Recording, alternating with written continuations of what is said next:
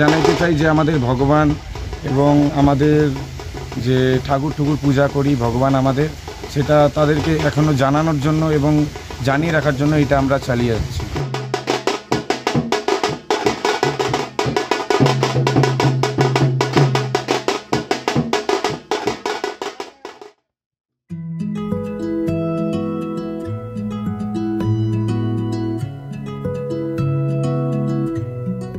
আসবেন তো শুভ মুহূর্তে।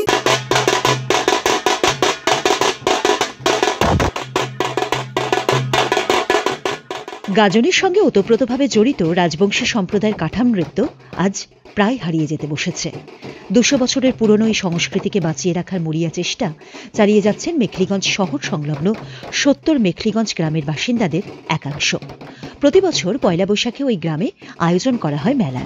সেখানে আশপাশ এলাকার বাসিন্দারা বাঁশ এবং কাগজের তৈরি কাঠাম নিয়ে নৃত্য প্রদর্শন করেন।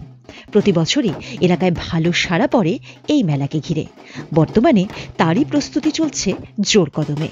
এলাকার প্রবীণ বাসিন্দাদের মতে 1975 সালে ওই গ্রামে সূচনা হয়েছিল মেলার। একসময় ভারত বাংলাদেশ সীমান্ত এলাকায় অনুষ্ঠিত হতো মেলাটি। বাংলাদেশের নাগরিকেরাও যোগ দিতেন এই মেলায়, কিন্তু পরবর্তীতে নিরাপত্তা ব্যবস্থা জোরদার হওয়ায় মেলাটি সরিয়ে 70 মেখলিগঞ্জ গ্রামে নিয়ে আসা হয়। স্থানীয় এক তরুণ সত্যজিৎ অধিকারী বলেন, কাঠাম প্রদর্শনের মূল উদ্দেশ্য হল মনোরঞ্জনের পাশাপাশি ধর্মীয় ও সামাজিক শিক্ষা দেওয়া।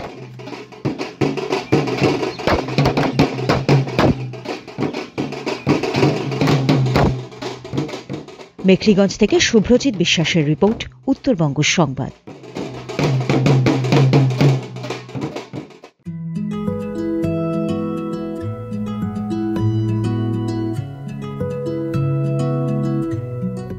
আসবেন তো শুভ মুহূর্তে।